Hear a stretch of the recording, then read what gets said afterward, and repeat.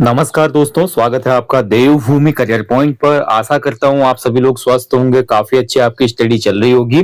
तो देखिए, Uttarakhand GK revision class Mahakumbh का आज भाग 39 है और इसमें हम देखेंगे उत्तराखंड की राजनीतिक व्यवस्था को। ठीक है, लास्ट टॉपिक हमने देखा था उत्तराखंड राज्य के प्रतीक चिन्ह, जो भी हमारे राज्य के सिंबल हैं वो हमने अच्छे से देखे समझे। और इस टॉपिक में हम उत्तराखंड की राजनीतिक व्यवस्था को समझेंगे और शुरुआत करेंगे हम उत्तराखंड की विधानमंडल से। ठीक है, तो बात करें उत्तराखंड राज्य का जो विधानमंडल है, तो यहाँ पर कैसी व्यवस्था है। तो देखिए, उत्तराखंड राज्य में एक सदनीय व्यवस्था है। ठीक है, यानी कि राज्य का जो विधानमंडल है एक सदनीय है, केवल यहाँ पे विधानसभा है जो कि आपका निम्न सदन होता है। विधानमंडल का जो उच्च सदन होता है उसको विधान परिषद कहा जाता है। ठीक है, जो भारत के कुछ चुनिंदा राज्यों में ही स्थित है, उत्तराखंड में नहीं है। ठीक है, तो लेजिस्लेटिव काउंसिल इसको कहा जाता है और लेजिस्लेटिव असेंबली हमारी विधानसभा को कहा जाता है। तो उत्तराखंड की जो विधानसभा है वो एक सदनीय है। अगर बात करें 9 नवंबर 2000 से पूर्व, जब राज्य का गठन नहीं हुआ था, तो राज्य गठन से पूर्व राज्य में विधानसभा की कुल 22 और विधान परिषद की 9 सीटें थी। यानी कि ध्यान रखिए कब की बात हो रही है, 9 नवंबर 2000। 9 नवंबर 2000 से पहले राज्य में विधानसभा की 22 सीटें थी और विधान परिषद की 9 सीटें थी। क्योंकि उत्तर प्रदेश बड़ा राज्य है तो वहां पर विधानमंडल द्विसदनीय है। ठीक है, वहां पर विधानसभा भी होती है और विधान परिषद भी होती है। तो जब तक हम उत्तर प्रदेश का भाग थे, तो उत्तराखंड का जो भूभाग है इसमें 22 सीटें हमारी क्या थी, विधानसभा की थी, 9 सीटें हमारी विधान परिषद की। टोटल कितनी थी, 31 सीटें थी। लेकिन जब हमारे राज्य का गठन हुआ तो इसमें से एक सदस्य का कार्यकाल क्या हुआ, समाप्त हो गया। इसलिए राज्य गठन के समय राज्य में कुल विधायकों की संख्या 30 थी, ये भी ध्यान रखिएगा। ठीक है, 31 नहीं थी। राज्य का जब गठन हुआ उस समय अंतरिम जो विधानसभा थी राज्य की, उस अंतरिम विधानसभा में कुल 30 विधायक थे, क्योंकि एक विधायक का कार्यकाल समाप्त हो चुका था। ये आपको याद रखना है। 22 इसमें विधानसभा के थे और 8 किसके बचे, विधान परिषद वाले। तो 30 थे उसमें, जिस समय नित्यानंद स्वामी जी अंतरिम सरकार में पहले मुख्यमंत्री बनते हैं। ठीक है, ध्यान रखिएगा, ये महत्वपूर्ण है। चलिए आगे बढ़ेंगे। इसके बाद देखिए, आपका पहली बार राज्य का परिसीमन हुआ। ठीक है, परिसीमन जो होता है जनसंख्या के आधार पे होता है। तो जनसंख्या के आधार पे किस क्षेत्र में कितनी विधानसभा सीटें होनी चाहिए, तो परिसीमन जो है पहला हुआ था 5 नवंबर 2001 को। और 5 नवंबर 2001 में जब परिसीमन हुआ राज्य का, तो बोला गया कि राज्य में विधानसभा की कुल सीटें होंगी कितनी, 70 सीटें। ठीक है, तो पहले जब हम उत्तर प्रदेश के साथ जुड़े थे या उत्तर प्रदेश से लगे हुए थे, तो उस समय हमारे पास हमारे भूभाग में केवल 31 सीटें थी। लेकिन राज्य गठन के बाद हमारी सीटें हो गई 70। ठीक है, उसके बाद 2008 में फिर से परिसीमन हुआ था दोस्तों, जिसमें राज्य में 70 सीटों को यथावत रखा गया। हालांकि इसमें पर्वतीय क्षेत्रों की सीटें 6 कम हुई, 6 कम पर्वतीय सीटों की सीटें हुई पर्वतीय क्षेत्रों की, और मैदानी क्षेत्रों में 6 सीटें बढ़ गई, क्योंकि मैदानी जो क्षेत्र थे उनकी जनसंख्या बढ़ गई थी।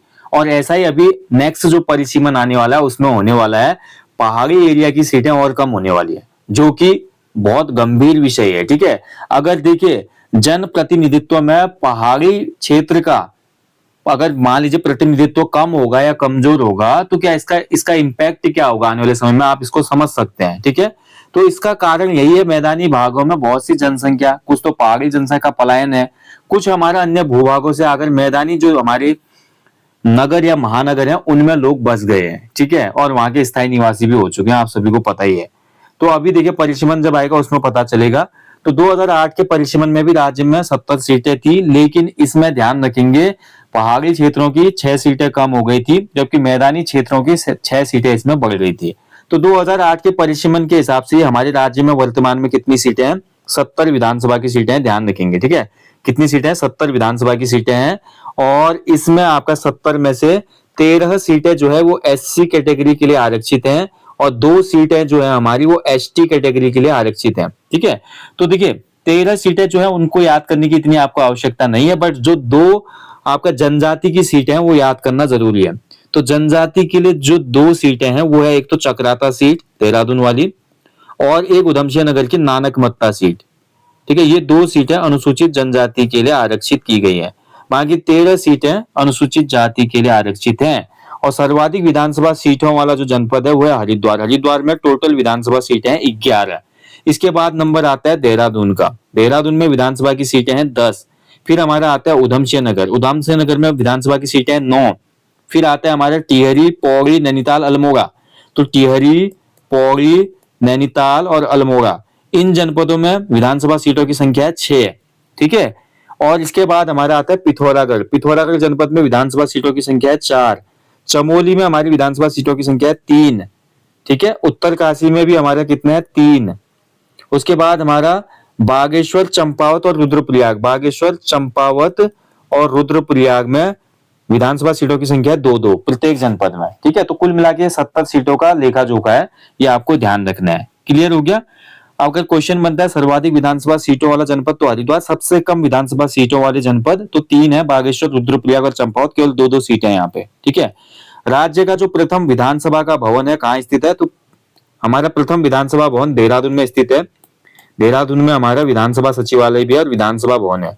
दूसरा विधानसभा भवन हमारा कहाँ पे है? तो ये हमारा भराड़ीसैंण में है।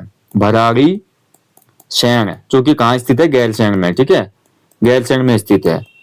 और इसके अलावा देखिए राज्य की जो हमारी अस्थायी राजधानी है देहरादून है, जबकि गैरसैंण जो हमारी ग्रीष्मकालीन राजधानी है, 8 जून 2020 को ये ग्रीष्मकालीन राजधानी बनी थी राज्य की। ठीक है। घोषणा 4 मार्च 2020 को की थी त्रिवेंद्र सिंह रावत जी ने। क्लियर हो गया? अब कभी कभी क्वेश्चन ये भी बनता है भाई आपका, जो हमारा गैरसैंण या भराड़ीसैंण में विधानसभा सत्र था पहला, वो कब आयोजित हुआ था? तो गैरसैंण के भराड़ीसैंण में जो हमारा पहला विधानसभा सत्र आयोजित हुआ था वो 9 से लेकर 11 जून 2014 तक हुआ था। ठीक है। ये महत्वपूर्ण है, एग्जाम में पूछा गया है पूर्व में। भराड़ीसैंण में पहला विधानसभा सत्र आपका कब हुआ था? 9 से 11 जून 2014। ठीक है, ध्यान रखेंगे। और ये उसमें वहां पर क्या हुआ था? गैरसैंण के स्कूल में चला था उसमें। ठीक है। बिल्डिंग नहीं बनी थी उसमें तक विधानसभा की। तो बाद में जब विधानसभा की बिल्डिंग बनी भराड़ीसैंण में, तो पहला सत्र चला था 17 से 18 नवंबर 2017। ठीक है, अपनी बिल्डिंग बनने के बाद। लेकिन पहला ही हमेशा पूछा जाता है, तो 2014 वाला ज्यादा इंपॉर्टेंट है, ये आपको याद रखना है। ठीक है। चलिए आगे देखिए, आपका विधानसभा जो है उत्तराखंड की, उत्तराखंड विधानसभा की अपनी जो वेबसाइट है, ठीक है, इस वेबसाइट को कब लॉन्च किया गया था? तो वेबसाइट लॉन्च हुई थी उत्तराखंड विधानसभा की 4 मई 2001। 4 मई 2001 को ये लॉन्च हुई थी। ठीक है। उत्तराखंड को स्पेशल स्टेटस मिला था 1 अप्रैल 2001। ठीक है, ध्यान रखेंगे। यानी हालांकि ये मिला था मई में, लेकिन लागू हुआ 1 अप्रैल 2001 से। उत्तराखंड को विशेष राज्य का दर्जा दिया गया। क्लियर हो गया? चलिए इसके बाद देखिए आपका महत्वपूर्ण जो है, अब हम देखेंगे उत्तराखंड राज्य में जो विधानसभा निर्वाचित हुई थी उनको देखेंगे, तब थोड़ा प्रशासनिक इतिहास आपको समझ में आएगा। तो सबसे पहले हम समझ गए ना, जब राज्य का गठन होता है 9 नवंबर 2000 को, तो राज्य गठन के समय राज्य में विधायकों की संख्या 30 थी और राज्य में पहली जो अंतरिम सरकार बनी थी, इस अंतरिम सरकार के नेता चुने गए थे कौन? नित्यानंद स्वामी जी। नित्यानंद स्वामी। तो नित्यानंद स्वामी जी को मुख्यमंत्री बनाया गया था उत्तराखंड राज्य का। ठीक है, हालांकि कोई लेना देना था नहीं, वरिष्ठता के आधार पे इनको बना दिया गया। ठीक है। इसके बाद के राज्य में पहले चुनाव होते हैं सन 2002 में। ज्यादा मैं डिटेल में बात नहीं करूंगा, डायरेक्ट आपको बताऊंगा कौन जीता था, कौन आ रहा था। राज्य में पहला विधानसभा चुनाव हुआ था आपका 14 फरवरी 2002। ये थोड़ा महत्वपूर्ण है, तो मैं तब आपको बता रहा हूँ। 14 फरवरी 2002 को जब चुनाव संपन्न हुए, इसमें आपका भैया बाजी मार ली किसने? कांग्रेस पार्टी ने। ठीक है। और कांग्रेस पार्टी के नेता के रूप में चुने गए, या पहले निर्वाचित मुख्यमंत्री हमारे चुने गए कौन? एनडी तिवारी जी। तो राज्य के पहले निर्वाचित मुख्यमंत्री कौन थे? नारायण दत्त तिवारी जी। नारायण दत्त तिवारी ये राज्य के पहले निर्वाचित मुख्यमंत्री थे। ठीक है। और अभी तक के एकमात्र मुख्यमंत्री हैं जिन्होंने 5 साल का टेन्योर पूरा किया अपना। इसके अलावा, इनके अलावा किसी ने भी 5 साल पूरे नहीं किया अपना कार्यकाल। ठीक है। अब देखिए पुष्कर धामी की क्या स्थिति रहती है, आने वाला समय बताएगा। तो 2002 से लेकर 7 तक हमारा कांग्रेस की सरकार बनी और नारायण दत्त तिवारी जी हमारे क्या बनते हैं? इसमें मुख्यमंत्री बनते हैं। ये आपको ध्यान रखना है। ठीक है। चलिए अब देखिए, ध्यान रखेंगे, नारायण दत्त तिवारी जी रामनगर सीट से उसमें जीते थे। पहली विधानसभा में कितनी महिलाएं जीती थी? क्वेश्चन बनता है एग्जाम में, तो ये इंपॉर्टेंट है, इतना याद रखिए। 4 महिलाओं ने इसमें बाजी मारी थी। ठीक है, ध्यान रखेंगे। और इसके बाद जो हमारी पहली विधानसभा थी, इसमें विधानसभा अध्यक्ष यशपाल आर्य जी को बनाया गया था, ध्यान रखेंगे। और उत्तराखंड की जो प्रथम विधानसभा थी, यानी कि अंतरिम विधानसभा जो थी, उसके अध्यक्ष प्रकाश पंत थे। ये भी हम आगे हम देखेंगे, ज्यादा इस पर डिस्कस नहीं करेंगे, ठीक है। चलिए, इसके बाद देखिए हमारा 2007 में हमारे दोबारा चुनाव होते हैं, क्योंकि कार्यकाल पूरा हो गया 5 साल यहाँ पे। 2007 का जब चुनाव होता है दोस्तों, इसमें देखिए आपका भारतीय जनता पार्टी ने सरकार बनाई थी, ठीक है, बीजेपी ने सरकार बनाई। बीजेपी ने सरकार बनाई तो इसमें मुख्यमंत्री कौन बनते हैं? तो मुख्यमंत्री बनते हैं इसमें आपका भुवन चंद्र खंडूरी जी, ठीक है। मुख्यमंत्री कौन बने? भुवन चंद्र खंडूरी जी बने थे 2007 से लेकर 2009 तक। 2009 में फिर क्या हुआ आपका? रमेश चंद्र पोखरियाल जी को मुख्यमंत्री बनाया गया। और फिर उसके बाद आपका 1 साल के लिए 2011 से लेकर 12 तक फिर से भुवन चंद्र खंडूरी जी को मुख्यमंत्री बनाया गया था, ठीक है। तो ये 7 से लेकर 12 तक का लेखा जोखा है। इसके बाद 2012 में फिर से भैया कांग्रेस की वापसी हुई। देखिए 2002 में कांग्रेस, ध्यान से समझिएगा, 2007 में आपका बीजेपी, फिर 2012 में कांग्रेस वापसी करती है, ठीक है।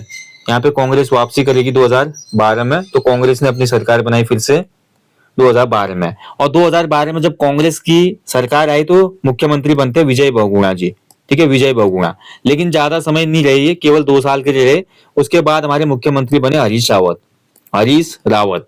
और हरीश रावत के टाइम पीरियड पे ही भैया लोकतंत्र पे सबसे बड़ा ग्रहण लगा और उत्तराखंड में राष्ट्रपति शासन लागू हुआ था 27 मार्च 2016 को, 27 मार्च 2016, ठीक है। ये आपका उत्तराखंड के राजनीतिक इतिहास का काला दिन इसको कह सकते हैं, ठीक है। उसके बाद देखिए फिर 2017 में जब कांग्रेस का कार्यकाल पूरा हो गया तो 2017 में चुनाव हुए, फिर बीजेपी ने बाजी मारी, ठीक है। बीजेपी की सरकार बनी और बीजेपी के नेता चुने गए, मुख्यमंत्री चुने गए, कौन? आपका त्रिवेंद्र सिंह रावत, त्रिवेंद्र सिंह रावत, ठीक है, ये मुख्यमंत्री बने।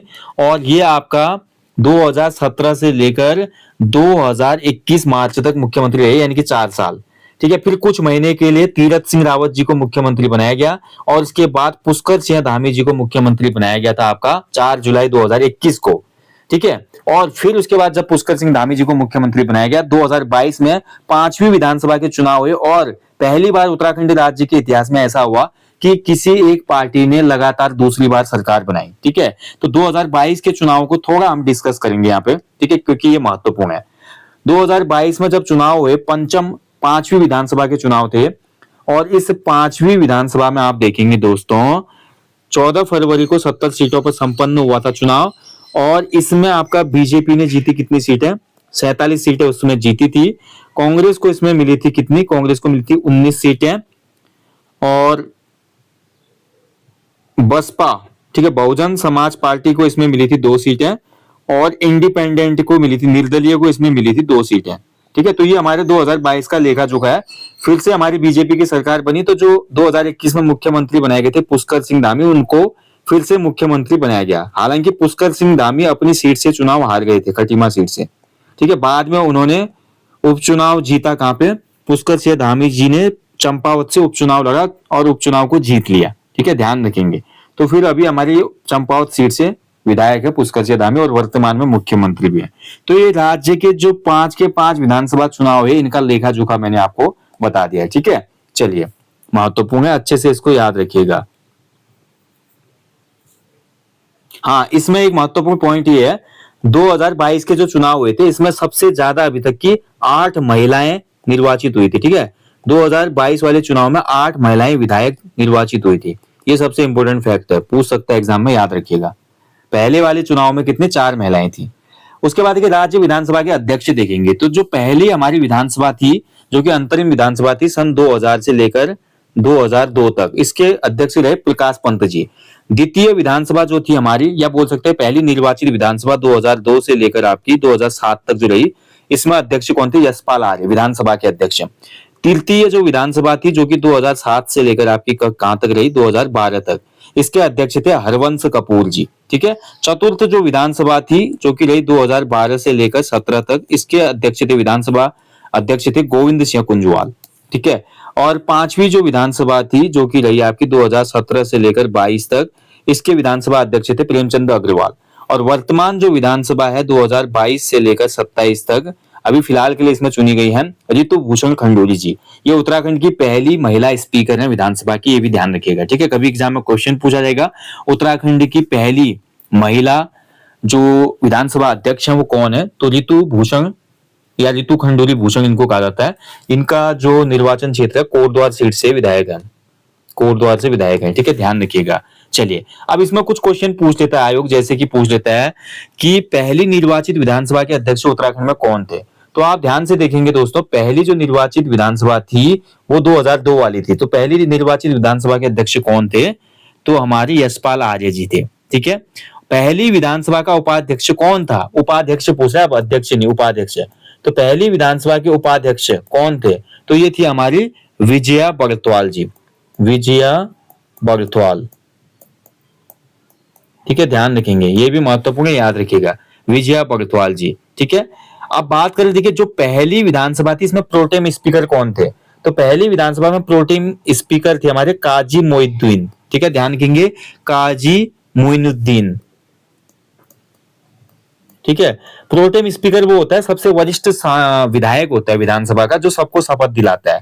पांचवी विधानसभा की मैं बात करूं 2022 वाली जो है वर्तमान, इसमें प्रोटेम स्पीकर कौन थे, तो वंशीधर भगत थे, ठीक है, वंशीधर भगत, वंशीधर भगत प्रोटेम स्पीकर बनाए गए थे, क्योंकि देखिए सबसे वरिष्ठ सदस्य थे, इन्होंने सबको शपथ दिलाई, ठीक है, ये होता है प्रोटेम स्पीकर, आप समझ गए होंगे। चलिए, तो ये हो गए राज्य के विधानसभा अध्यक्ष या स्पीकर। इसके बाद बात करते हैं, देखिए राज्य में लोकसभा की सीटों की संख्या कितनी है, तो राज्य में लोकसभा की कुल सीटें हैं 5, ठीक है। अल्मोड़ा सीट, ठीक है, जो कि अल्मोड़ा, पिथौरागढ़, बागेश्वर आदि से मिलकर बनती है, तो ये अल्मोड़ा सीट हो जाती है हमारी। दूसरी हमारी है नैनीताल और उधमसिंह नगर सीट, ठीक है। तीसरी है हमारी हरिद्वार सीट, चौथी है हमारी गढ़वाल सीट, और पांचवी है टिहरी गढ़वाल सीट। अल्मोड़ा सीट जो है ये अनुसूचित जाति के लिए आरक्षित है, ठीक है। यहाँ से वर्तमान जो विधायक है वो बीजेपी के अजय टमटा जी हैं, अजय टमटा जी।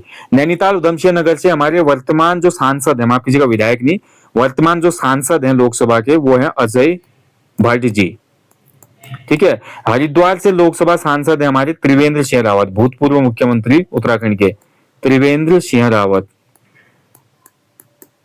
ठीक है। गढ़वाल सीट से जो हमारे विधायक है ये है हमारे अनिल बलूनी जी, अनिल बलूनी जी, ठीक है। और टिहरी गढ़वाल सीट से हमारी वही राजमाता जो है हमारी, ठीक है, राजमाता बोलेंगे माला राज्य लक्ष्मी शाह, ठीक है, ये हमारी टिहरी सीट से सांसद हैं। तो उत्तराखंड में देखिए आपका 2024 के जो लोकसभा चुनाव हुए, 2024 के लोकसभा चुनाव में भैया 5 के 5 सीटों पे फिर बीजेपी आई, ठीक है, ध्यान रखेंगे। तो 5 के 5 सीटों पर बीजेपी आ गई फिर से, क्लियर, तो आपको ये अच्छे से याद रखना है, ठीक है। तो 2014 का जो चुनाव हुआ था, देखिए बीजेपी ने लगातार हैट्रिक मारे पिछले 3 लोकसभा चुनाव में। 2014 के लोकसभा चुनाव में बीजेपी की जीत हुई थी, ठीक है। 2019 में भी बीजेपी की जीत हुई थी, और 2024 में भी आप देखेंगे बीजेपी ने ही बाजी मारी। राज्यसभा की उत्तराखंड में कितनी सीटें, तो 3 सीटें हैं, ठीक है, राज्यसभा की, राज्यसभा की 3 सीटें हैं। और राज्यसभा में अगर देखें दोस्तों, वर्तमान जो राज्यसभा के हमारे सांसद है कौन कौन है, तो एक तो है हमारी कल्पना सैनी, कल्पना सैनी, ठीक है। और दूसरे हमारे हैं कौन, नरेश बंसल, और तीसरा नाम है इसमें महेंद्र भट्ट, ठीक है। तीनों ही बीजेपी के राज्यसभा सांसद हैं, ध्यान रखेंगे। तो बीजेपी का देखिए लोकसभा और राज्यसभा सीटों में उत्तराखंड में डोमिनेंस है, आप ध्यान से देखेंगे तो पिछले कुछ समय से भैया बीजेपी का ही डोमिनेंस है, ठीक है, ये आपको ध्यान रखना है। तो कल्पना सैनी, नरेश बंसल, अनिल बलूनी जी, ये हमारे ध्यान रखेंगे। इनमें माफ कीजिए, अनिल बलूनी जी तो हमारे अभी सांसद बन गए लोकसभा के, वर्तमान में ये लोग हैं। जब हमारे अनिल बलूनी जी बने थे राज्यसभा के सांसद, ठीक है, लोकसभा चुनाव लगने से पूर्व, तो वो पहले ऐसे विधायक थे, पहले ऐसे सांसद थे उत्तराखंड राज्य से जो निर्विरोध चुने गए थे, ये भी आपको पॉइंट याद रखना है, ठीक है। चलिए, और एक महत्वपूर्ण पॉइंट ये दोस्तों, जो हमारी लोकसभा की सीटें है ना 5 है, 2008 का जो परिसीमन हुआ था, 2008 परिसीमन के हिसाब से एक लोकसभा सीट में कितनी सीटें हैं, 14, क्योंकि उत्तराखंड में देखिए आपका कितनी सीटें हैं, 70, इसलिए 14 पंचे हो जाती है 70। तो 5 लोकसभा सीटों में आप देख रहे हैं प्रत्येक में 14 है, तो 70 सीटें विधानसभा की उत्तराखंड में, ठीक है, तो ये आपको याद रखना है। चलिए, तो ये हमारा राज्य लोकसभा वगैरह भी हो गया। अब थोड़ा यार मुख्यमंत्रियों को देख लो उत्तराखंड के, ठीक है, फिर उसके बाद मुख्यमंत्री और राज्यपाल आज कवर कर लेंगे, आगे फिर नेक्स्ट टॉपिक में देखेंगे, ठीक है। तो देखिए सबसे पहले जो मुख्यमंत्री बने थे उत्तराखंड राज्य के कौन थे, नित्यानंद स्वामी, नित्यानंद स्वामी जी अंतरिम सरकार में थे। दूसरे मुख्यमंत्री निर्वाचित बने थे, ठीक है, दूसरे मुख्यमंत्री भी हमारे अंतरिम सरकार में बने थे, भगत सिंह कोश्यारी, भगत सिंह कोश्यारी, ठीक है। तीसरे नंबर पे मुख्यमंत्री बने थे हमारे नारायण दत्त तिवारी, और ये पहले निर्वाचित मुख्यमंत्री थे, नारायण दत्त तिवारी, यानी कि वोटिंग के बाद जो चुने गए वो थे। चौथे नंबर पे इनके बाद जो मुख्यमंत्री बनते हैं हमारे, कौन बनते हैं वो, हमारे भुवन चंद्र खंडूरी जी, ठीक है, भुवन चंद्र खंडूरी जी। इसके बाद मुख्यमंत्री हमारे कौन बनते हैं, रमेश पोखरियाल निशंक जी, रमेश पोखरियाल निशंक जी।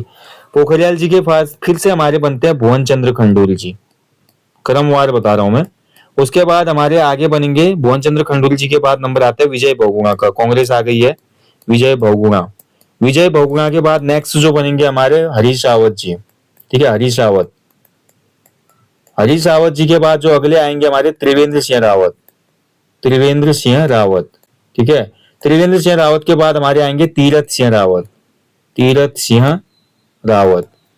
और इसके बाद जो 11वें क्रम में हमारे बने थे वो थे पुष्कर सिंह धामी, ठीक है, पुष्कर सिंह धामी। और वैसे 11वां ही क्रम माना जाएगा क्योंकि अभी लगातार यही बने हैं। वैसे नए विधानसभा चुनाव जब आए थे 2022 में, तो ये 12वें के रूप में भी बोल सकते हैं इन्हीं को चुना जाए, लेकिन वैसे क्रम में तो मैं मानूंगा इनको 11वां, ठीक है। तो वर्तमान तक है तो ये अभी 11वां क्रम ही होगा। वैसे टेन्योर के हिसाब से 12वां मुख्यमंत्री। देखिए राज्य गठन के अभी 25 साल भी नहीं हुए, इतने मुख्यमंत्री हमने देख लिए हैं, ठीक है। तो ये बहुत एक दुर्भाग्य है, उत्तराखंड में जो राजनीतिक अस्थिरता है वो हमेशा बनी रहती है, तो ये आपको समझना होगा। अब ऐसे थोड़ा उत्तराखंड के जो राज्यपाल है उनको भी देख लो भाई, राज्यपाल कौन कौन थे। तो पहले जो राज्यपाल थे उत्तराखंड के, इनका नाम था सुरजीत सिंह बरनाला, सुरजीत सिंह बरनाला जी, ठीक है। दूसरे जो हमारे राज्यपाल या गवर्नर थे इनका नाम था सुदर्शन अग्रवाल, सुदर्शन अग्रवाल। आता है कभी कभी क्रम में लगाने को क्रोनोलॉजी के हिसाब से, तभी बता रहा हूं। तीसरे नंबर पे हमारे राज्यपाल थे कौन, BL जोशी, बनवारी लाल जोशी।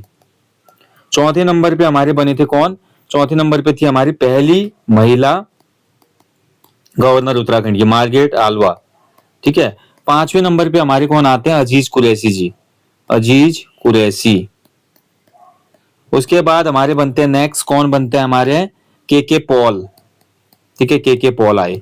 इसके बाद नेक्स्ट कौन बनते हैं के पॉल के बाद, बेबी रानी मौर्य, दूसरी महिला राज्यपाल, बेबी रानी मौर्य, ठीक है। और इसके बाद जो वर्तमान में हमारे कौन, तो वर्तमान में हमारे लेफ्टिनेंट जनरल गुरमीत सिंह, ठीक है, गुरमीत सिंह। ये वर्तमान में क्या है, हमारे उत्तराखंड के राज्यपाल हैं, ठीक है, क्लियर। तो ये हमारे उत्तराखंड के मुख्यमंत्री और राज्यपाल हमारा पूरा हमने कवर कर लिया, ठीक है। चलिए ध्यान रखेंगे। इसके बाद देखिए हम थोड़ा प्रशासनिक बातें भी कर लेते हैं ताकि नेक्स्ट जो टॉपिक होगा हमारा थोड़ा आसान हो जाएगा, ठीक है। तो देखिए उत्तराखंड में जो हमारे मुख्यमंत्री हैं, मुख्यमंत्री जो होता है हमारा, आपको पता है जो सरकार है, सरकार का प्रमुख जो है, प्रमुख शक्ति मुख्यमंत्री में ही होती है, ठीक है। और इसके अलावा उत्तराखंड में जो हमारे कैबिनेट मंत्री हैं उनके अंतर्गत विभिन्न विभाग वगैरह दिए होते हैं, तो ये आपको याद रखना है। इसके अलावा हम बात करते हैं, देखिए उत्तराखंड में सचिवालय का अलग काम होता है, महाधिवक्ता होता है, उत्तराखंड का हाई कोर्ट है, उत्तराखंड में लोकायुक्त है। इसके अलावा देखिए उत्तराखंड में जो हमारे पंचायती राज प्रणाली है, जिसमें हम जो ग्राम पंचायत है और उसके साथ नगर निकाय है, इन दोनों को हम देखेंगे। तो ये हम अगले टॉपिक में बात कर लेंगे इसके बारे में, ठीक है। तो यहाँ पे सेशन थोड़ा लंबा हो रहा है। बाकी देखिए थोड़ा एक क्विक रिवीजन आपका कर लेते हैं। प्रशासनिक जो है ढांचे की बात हो रही है, तो उत्तराखंड राज्य की थोड़ी और महत्वपूर्ण तथ्यों को देख लीजिए। गठन हुआ था राज्य का 9 नवंबर 2000 को। राज्य का क्षेत्रफल है 53,483 वर्ग किलोमीटर। राजधानी है देहरादून, अस्थायी गैरसैंण ग्रीष्मकालीन है। 8 जून 2020 को बनी थी। उच्च न्यायालय है नैनीताल में और 9 नवंबर 2000 को ये स्थापित हुआ था, जिस दिन राज्य का गठन हुआ था। राज्य में 2 मंडल है, कुमाऊं मंडल और गढ़वाल मंडल, ठीक है, ध्यान रखेंगे। जिले हैं टोटल 13, परगने हैं टोटल 49। परगने में बैठता है SDM, ठीक है। तहसील है हमारी 110, तहसील में बैठता है तहसीलदार। विकास खंड है हमारे 95, यहाँ पे मेन होता है जनप्रतिनिधि, ब्लॉक प्रमुख और खंड विकास अधिकारी होता है, एग्जीक्यूटिव। न्याय पंचायत है 670। विधानसभा क्षेत्र है 70 विधायक है। एंग्लो इंडियन समाप्त हो गया, आप सभी को पता ही होगा, ठीक है। जो हमारा 104वां संविधान संशोधन आया था, इससे एंग्लो इंडियन का प्रावधान समाप्त कर दिया गया। इसके अलावा देखिए आपका लोकसभा क्षेत्र है 5, राज्यसभा की सीटें हैं 3, जनगणना के नगर है 116, नगर पंचायतें हैं 51, नगर पालिकाएं हैं 39, नगर निगम टोटल वर्तमान में हो चुके हैं 11, ठीक है। अल्मोड़ा और पिथौरागढ़ 2024 में नगर निगम बने, ये महत्वपूर्ण है, याद रखिएगा। छावनी है टोटल 9 कैंटोनमेंट। राजस्व ग्राम है उत्तराखंड में 16,606। पंचायतें हैं टोटल 7,541, यानी कि पंचायती राज वाले गांव हैं 7,541। उत्तरांचल से उत्तराखंड नाम परिवर्तन हुआ था 1 जनवरी 2007 को, ठीक है, इतना क्लियर रखना, ये मार्च तक का डेटा है, ध्यान रखिएगा। ठीक है, तो इतना आप याद रखना। इसके अलावा देखिए आपके जो महत्वपूर्ण पॉइंट है मैं आपको बता देता हूं कि जैसे इसमें आपका एक दो पॉइंट रह गए वो मैं क्लियर करूंगा। ठीक है, जैसे हमने अभी पढ़ा था विधानसभा वगैरह के बारे में, तो एक क्वेश्चन आ जाता है कि आपका सबसे बड़ी लोकसभा सीट कौन सी है। सबसे बड़ी लोकसभा सीट उत्तराखंड की मतदाताओं के आधार पर, तो सबसे बड़ी बड़ी जो लोकसभा सीट है वो है आपके हरिद्वार सीट। हरिद्वार में सबसे ज्यादा मतदाता है। ठीक है, लोकसभा की सीट सबसे बड़ी हरिद्वार की है, ध्यान रखेंगे। और लोकसभा की सबसे छोटी सीट मतदाताओं के हिसाब से ये है आपकी पौड़ी सीट। ठीक है, पौड़ी की सीट सबसे छोटी है मतदाताओं के हिसाब से। और क्षेत्रफल की दृष्टि से सबसे बड़ी लोकसभा सीट आएगा अगर, तो क्षेत्रफल की दृष्टि से सबसे बड़ी लोकसभा सीट है आपकी पौड़ी की। क्षेत्रफल में सबसे बड़ी है पौड़ी की, लेकिन मतदाताओं की संख्या में सबसे छोटी। ठीक है, ध्यान रखिए। क्षेत्रफल की दृष्टि से सबसे छोटी लोकसभा सीट है हरिद्वार। देखिए दोनों एक दूसरे के अपोजिट है। ठीक है, तो ये पॉइंट बड़ा कभी कभी कंफ्यूज करने के लिए दे सकता है आयोग वाला एग्जामिनर, तो आपको ये अच्छे से याद होना चाहिए कि कहाँ पे क्या चीजें हुई हैं। ठीक है, चलिए भाई इतना क्लियर हो गया उत्तराखंड का कुल क्योंकि एक आपने यहाँ पे जो प्रशासनिक ढांचा है वो भी देख लिया। उत्तराखंड में जो 13 जिले हैं, 2 मंडलों के, कुमाऊं मंडल में आपके कितने जिले हैं, 6 जिले हैं, और गढ़वाल मंडल में आपके 7 जिले हैं। ठीक है, ध्यान रखेंगे। और इनकी स्थापना कब हुई थी और अन्य चीजें जो हुई थी वो हम अगले टॉपिक में पढ़ेंगे। तो अगले टॉपिक में उत्तराखंड में पंचायती राज प्रणाली, उत्तराखंड का जो मंडल संभाग है, उत्तराखंड की जो जिलों की स्थापना हुई कब हुई थी, और साथ ही उत्तराखंड के अन्य महत्वपूर्ण जो भी कमीशन वगैरह हैं या जो भी विभाग वगैरह उनकी बात करेंगे। ठीक है, तो चलिए मिलते हैं दोस्तों नेक्स्ट टॉपिक में। और अच्छे से जितने भी पॉइंट मैंने बताए इनको आप याद कर लीजिएगा। बाकी हमेशा की तरह बोलूंगा अपने जीवन में एक पेड़ लगाइएगा और लोगों को भी इसके लिए अवेयर कीजिएगा। Thank you for watching guys, जल्दी मिलेंगे नेक्स्ट सेशन में। जय हिंद, जय देवभूमि।